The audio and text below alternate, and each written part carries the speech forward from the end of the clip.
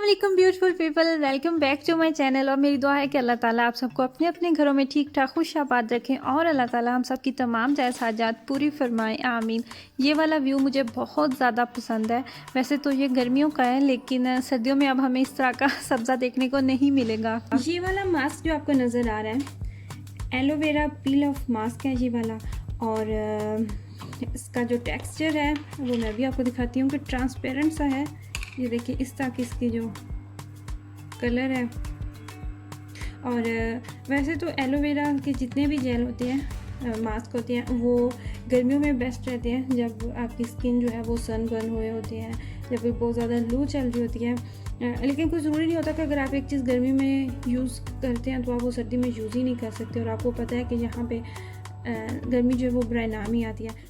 Shower लेके निकली हूँ और इस तरह के जितने भी पील ऑफ मास्क होते हैं ना, इनका जो बेस्ट टाइम होता है ना यूज़ करने का, वो आफ्टर शावर होता है। जब आप शावर लेके निकलते हैं तो उसके बाद जब भी आप इस तरह के मास्क अप्लाई करते हैं तो आपकी स्किन इसके बाद प्रॉपरली क्लीन हो जाती है। जितने भी ब्लैक हेड्स वाइट हेड्स होते हैं वो भी ख़त्म हो जाते हैं। और प्लस जो आपके फेस पे छोटी छोटी सी रुई होती है, बाल होते हैं छोटे छोटे से, वो भी ख़त्म हो जाती है। आपको पता है कि वैसे तो हम स्टीम लेके जो अपने ब्लैक हेड्स होते हैं, वाइट हेड्स होते हैं, उनको एक दफ़ा सॉफ्ट करते हैं, लेकिन शावर लेने के बाद वैसे ही आपकी स्किन जो डेड सेल्स होते हैं वो वैसे ही सॉफ्ट हुए होते हैं।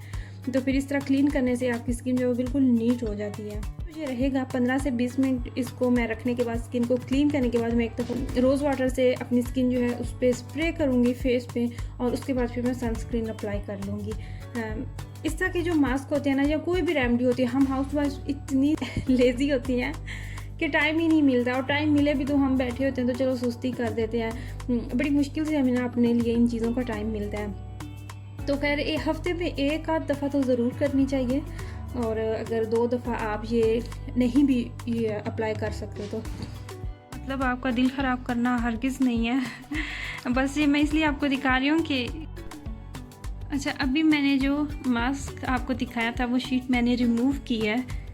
तो ये देखिए इसके साथ काफ़ी ज़्यादा ब्लैक जो छोटे छोटे बाल होते हैं आपके फेस पे, वो भी इसके साथ काफ़ी ज़्यादा आ जाते हैं। ये देखिए ये आपको छोटे छोटे से रुए नज़र आ रहे हैं ना।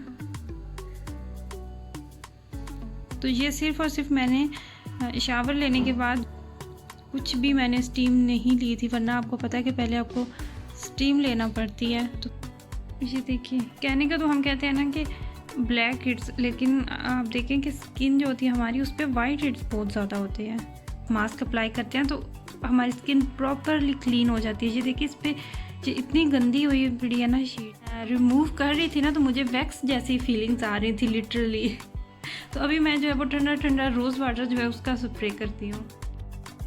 अब जी यहाँ पे मुझे ड्राई कोरिएंडर जो है वो मुझे उसका पाउडर बनाना था। और मैंने क्या किया था कि जब मैंने इसकी पैकिंग खोली थी तो मैंने इस तमाम कोरिएंडर को ड्राई रोस्ट कर लिया था पैन में डाल के। और जब ये ठंडा हो चुका था तो तब मुझे जितना पाउडर फॉर्म में चाहिए था वो मैंने करके, तो बाकी इस तरह मैंने बॉक्स में डाल दिया।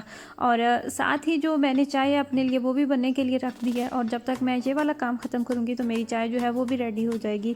और इसके साथ ही मुझे आप लोगों का बहुत ज़्यादा शुक्रिया अदा करना था दिल से। मुझे इतना अच्छा लगा आप लोगों के कमेंट्स पढ़ के। जो मैंने अपनी लास्ट वीडियो आप लोगों के साथ शेयर की थी पाकिस्तान जाने के लिए, और मैंने आप लोगों से एडवाइस मांगी थी, आप लोगों ने इतना कंसर्न शो किया हमारे लिए। तो यहाँ से लोग देखते हैं ना मेरी वीडियोस, उनमें से काफ़ी लोगों ने कहा कि आप चले जाएं, और जो पाकिस्तान से देखने वाले थे उन्होंने कहा कि नहीं आए, यहाँ के हालात जो हैं वो भी बहुत ज़्यादा ख़राब हैं। और देखिए मैं अपने फ़ैसले पे श्योर नहीं थी। हम प्रॉपरली मतलब कि हमारा कोई भी ऐसा माइंडसेट नहीं था कि हाँ हम जा रहे हैं या हाँ हम नहीं जा रहे हैं, 50-50 था। तो इसीलिए ही मैंने आप लोगों के साथ ये बात जो है वो शेयर की थी कि आप लोग क्या कहते हैं। मुझे किसी ने कहा कि अगर आपने माइंड बनाया हुआ है तो आप जाके रहेंगी, अगर आपने नहीं माइंड बनाया हुआ तो आप नहीं जाएंगी। हालांकि ऐसी बात बिल्कुल नहीं थी। आप लोगों से पूछने का, बात करने का मकसद ही यही था कि आप लोग क्या कहते हैं। शायद आप लोगों के कमेंट्स पढ़ के तो हम किसी फ़ैसले पे पहुंच जाएं। हस्बैंड जो है उनके साथ भी मैंने बात की थी, तो उन्होंने भी यही कहा कि जैसे आपको ठीक लगता है, अगर आप जाना चाहते हैं तो आप चले जाएं, अगर नहीं जाना चाहते तो नहीं जाएं, ये आपकी मर्ज़ी पर डिपेंड करता है। मतलब उनकी तरफ से भी 50-50 ही था। तो फिर मुझे ये वाला तरीका अच्छा लगा कि मैं आप लोगों के साथ शेयर करूं। और वो भी जाने का जो है ना, वो मेन बात बस यही आ रही थी, लालच आप कह लें कि वो यही था कि यहाँ पे आपको पता है कि छुट्टियाँ सर्दियों में नहीं मिलती, 10 से 15 दिन बस छुट्टियाँ मिलती हैं। और एक ज़माने में मैं कहा करती थी कि अगर आपने पाकिस्तान सिर्फ 10 से 15 दिन के लिए जाना है तो वो फिर आपने टिकट जो है वो अपनी वेस्ट ही करनी है, क्योंकि आप इतनी एक्सपेंसिव जो है वो टिकट लेके जाएंगे और 2 से 4 दिन तो आपके पता है कि सफ़र में गुजर जाते हैं। एक आध दिन आपको यहाँ जाने से लग जाता है जाने में, और इतना ही आपको वापसी पर टाइम लग जाता है, तो बाकी पीछे दिन बचते क्या है। लेकिन अब क्या करें कि ज़िंदगी जो है वो आहिस्ता आहिस्ता उसी मोड़ पे आ चुकी है कि जहाँ पे अब हमें भी शायद इतना ही जाना पड़े। लेकिन अल्लाह ताला बस खैर खैरियत रखे। देखते हैं अभी क्या बनता है। और इस वीक को इन्होंने स्कूल जो है वो क्लोज़ कर दिए हैं, और वो भी पेरेंट्स को इन्होंने कहा है कि अगर आप चाहें तो आप अपने बच्चे जो हैं वो भेज सकते हैं, और अगर आप ना चाहें तो आप नहीं भेज सकते। यानी कि मंडे वाला दिन जो है वो बच्चों ने ज़रूर जाना था स्कूल, और उसके बाद से यहाँ पे स्कूल जो अगर आपके बच्चे नहीं भी जाते तो कोई इशू नहीं है। और प्लस पहले तो जो जनवरी के स्टार्ट में ही बच्चों के स्कूल स्टार्ट हो जाते हैं, लेकिन वहाँ पर भी इन्होंने आई थिंक 1 वीक के लिए जो छुट्टियाँ हैं वो बढ़ा दी हैं।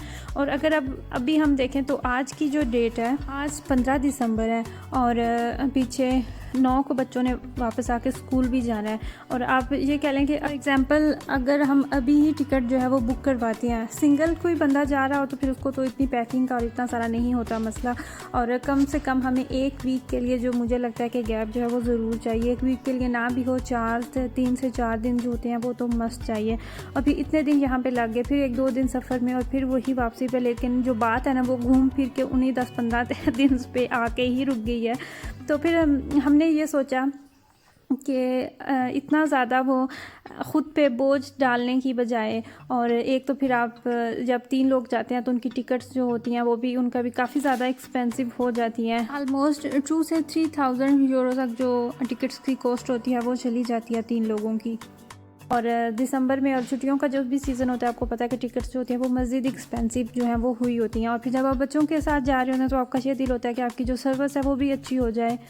और फिर हमने यही डिसाइड किया है कि एक तो सब लोग मना भी कर रहे हैं, और दूसरा जो कि हालात जो हैं वो भी कुछ इस तरह के। और तीसरी जो मेन बात है, जो मेन रीज़न है वो यही है कि ये भी दिन जो है वो कम से कम ही होते जा रहे हैं। ज़ाहिर सी बात है रोज़ दिन जो है वो एक गुजरता जा रहा है। या तो था कि 1 मंथ तक स्कूल बंद हो जाते, छुट्टियां हो जाती, तो फिर तो बंदा जो है वो चला जाता। तो अभी जो है वो फ़िलहाल यही सोच रहे हैं कि इतना ज़्यादा काम करने की बजाय तो इससे बेहतर है कि थोड़ा सा दिल को समझा लिया जाए दिल को बहला लिया जाए, कि चलो अगले साल देखेंगे, या फिर जैसे जब अल्लाह ताला का हुक्म हुआ, जब दाना पानी हुआ। तो अभी तक जो है ना वो आज तक तो यही माइंड है कि दिल को समझा ही लेते हैं, क्योंकि अभी दिन पीछे जो है वो कम ही बचे हैं। और जाने से पहले आपने जो कोरोना टेस्ट करवाना है और वो सारी जो मुसीबत, तो अभी तक तो हमारा जो प्रोग्राम है वो एक तरह का ना ही है। लेकिन जैसे भी आने वाले दिनों में कोई भी बना प्रोग्राम, जैसा भी बना, तो मैं आप लोगों के साथ डेफिनेटली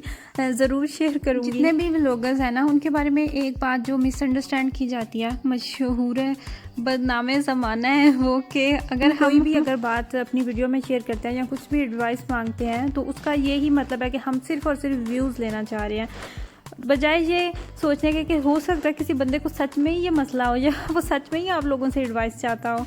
तो खैर ये भी साथ साथ ही चलता है। यहाँ पे मैं दाल बना रही थी और मैं आपको थोड़ा सा एक्सप्लेन करूँगी कि मैंने दाल कैसे बनाई। दाल चना थी, इसमें मैंने नमक, मिर्च और जितने भी मसाले डालने थे वो मैंने प्याज भी बारीक काट के और लहसुन भी बारीक काट के, तो उसको मैंने बॉयल कर लिया। जब ये बॉयल हो चुकी थी तो साथ अलहदा से मैंने इसका यहाँ पे तड़का जो है वो रखा हुआ है। उसमें भी लहसुन है और थोड़ी सी अजवाइन है, ज़ीरा है और साथ में इसके ऑयल है। तो इसको मैं इस तरह दाल को तड़का लगाऊंगी और बहुत मज़े की दाल जो है वो भी बन जाती है इस तरीके से भी। अगर आपने नहीं ट्राई की तो आप ज़रूर ट्राई कीजिएगा। और प्लस अगर आप साथ काम काज कर रहे हैं तो ये जो होती है ना, इस पर फिर आपको इतना ज़्यादा मुसलसल खड़ा नहीं रहना पड़ता, इसका ये भी एक प्लस पॉइंट है। इस तरीके से दाल जो है वो बहुत जल्दी आपकी जो पक के तैयार हो जाती है। और चाहे तो आप साथ में राइस बॉयल करके वो खाएँ और चाहे तो आप इसके साथ रोटियाँ बना के खाएँ। और जी यहीं पर मेरी वीडियो जो है इसका टाइम भी ख़त्म हुआ जाता है। और आप लोगों से रिक्वेस्ट है मेरी कि दुआओं में ज़रूर याद रखिएगा, अपनी फैमिली का ज़रूर ख्याल रखिएगा। और वीडियो पसंद आए तो लाइक कीजिएगा, दुआओं में याद रखिएगा। अल्लाह हाफिज़।